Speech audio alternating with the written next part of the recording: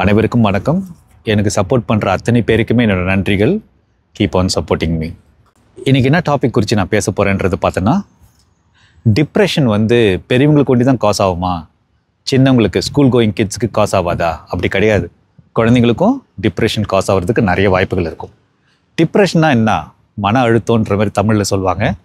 அது எப்படியெல்லாம் காஸ் ஆகுது? ஸ்ட்ரெஸ்ஃபுல் ஈவெண்ட்ஸ்னால காஸ் ஆகுது, ஃபேமிலி சுச்சுவேஷன்ஸ்னால காஸ் ஆகுது, ஜெனட்டிக்கல் காஸ், அண்ட் தென் இந்த உருவம் கேலி பண்ணுவாங்க தெரியுங்களா, அதனால கூட நடக்கிறதுக்கு நிறைய வாய்ப்புகள் இருக்கலாம். ஃபஸ்ட் அண்ட் ஃபார்மோஸ்ட் என்னன்றதை பார்த்தோன்னு வச்சுங்களேன், பேரண்ட்ஸ் உங்களுக்கு தயவு செய்து குழந்தைங்களுக்கு முன்னாடி சண்டை போட பார்க்காதீங்க. அப்படி சண்டை போடும்பொழுது என்ன பண்ணோன்னா, வார்த்தைகள் வரும், அது வேர்பல் அக்ரெஷன்லேயோ கோஇன்சிடென்ஸ் ஆகிறதுக்கு நிறைய வாய்ப்புகள் இருக்கும். இப்போ நீங்கள் பேசுகிற வார்த்தைகள், அந்த வார்த்தைக்கு குழந்தைய ஈஸியாக கிராஸ் பண்ணிக்குவாங்க. அந்த குழந்தை என்ன பண்ணுவாங்கன்னா, அதை ஸ்கூலுக்கு எடுத்துகிட்டு போக பார்ப்பாங்க. அதேமாரிலாம் இல்லாமல் ஃபேமிலி சுச்சுவேஷன்ஸில் உங்களுக்குள்ளார பிரச்சனை நடக்குதா, குழந்தைங்க தூங்கிட்ட பிறக்கோ இல்லை ஸ்கூலுக்கு போயிட்ட பிறக்கோ உக்காந்து தீர்க்க பாருங்கள். That is very very important.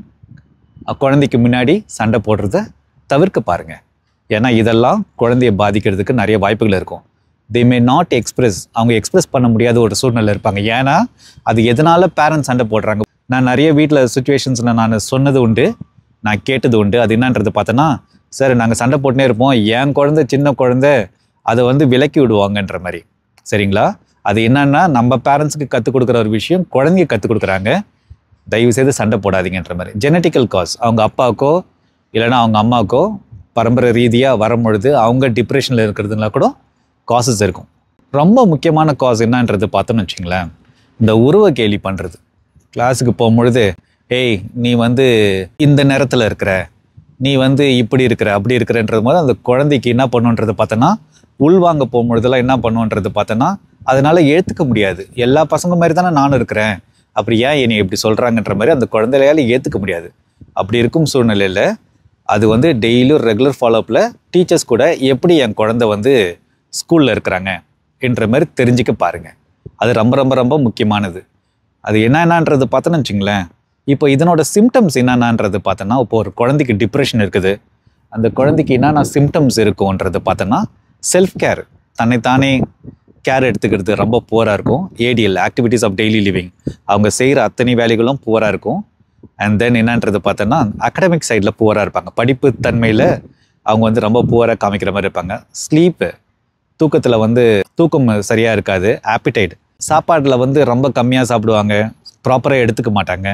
Pre ஆக்குப்பைடாக இருப்பாங்க, எந்த நேரமும் ஒரு சிந்தனையில் இருப்பாங்க. ஒரு 2-3 தடவை அந்த பேரண்ட் கூப்பிட்டாங்கன்ற மாதிரி இருந்தானா அவங்க கவனிக்காத ஒரு சூழ்நிலை இருக்கிற மாதிரி இருப்பாங்க. சூசைடல் தாட்ஸ், இது ரொம்ப ரொம்ப ரொம்ப முக்கியமான ஒரு விஷயங்க. பேரண்ட்ஸ் நீங்கள் கவனமாக அந்த குழந்தைய தயவுசெய்து கவனிக்க பாருங்கள். ஏதாவது ஒரு மாற்றம் தெரியுதுன்ற மாதிரி இருந்தானா அந்த குழந்தைய கவனிக்க பாருங்கள். அண்ட் நெகட்டிவ் தாட்ஸ், ஏதாவது நம்ம பண்ணிக்கலாமா, ஏன் எனக்கு ஒரு வெறுப்பு வருது, அம்மா எனக்கு ஒரே வெறுப்பாக இருக்குதுமா, அம்மா நீங்கள் சண்டை படுறது கவனம் செலுத்த முடியல, இப்படிலாம் சொல்லும் பொழுது அந்த குழந்தையோட உணர்ச்சியை தயவு செய்து பேரண்ட்ஸ் நீங்கள் யோசிக்க பாருங்க. சரிங்களா? அதுக்கு என்ன வழிகள் பண்ணலான்றது பார்த்தோன்னா, தயவு செய்து பேரண்ட்ஸ் நீங்கள் குழந்தைங்க கிட்ட உட்காந்து பேச பாருங்கள், அவங்க கூட டைம் ஸ்பெண்ட் பாருங்கள். அவங்க கிளாஸை முடிச்சுட்டு வரும்பொழுது என்னன்றது பார்த்தோன்னா, அவங்கக்கிட்ட கேளுங்க, இன்றைக்கி கிளாஸில் என்ன நடந்ததுன்றது. இந்தந்த விஷயங்கள் கேட்கும் போது அவங்களோட எக்ஸ்ப்ரெஸ் பண்ணுற ஒரு விஷயங்களை வச்சே நீங்கள் ஐடென்டிஃபை பண்ணால் கிளாஸில் என்ன நடக்குதுன்ற மாதிரி. அப்போ கிளாஸ் டீச்சர்கிட்ட பேசலாம். மந்த்லி மீட்டிங்ஸ்லையோ இல்லைனா 2 months மீட்டிங்லையோ அவங்கக்கிட்ட பேசி உங்கள் குழந்தைய பெட்டராக கொண்டு வரதுக்கு நிறைய வாய்ப்புகள் இருக்கும். இந்த வீடியோ உங்களுக்கு யூஸ்ஃபுல்லாக இருக்கும்னு நினைக்கிறேன். நன்றி, வணக்கம்.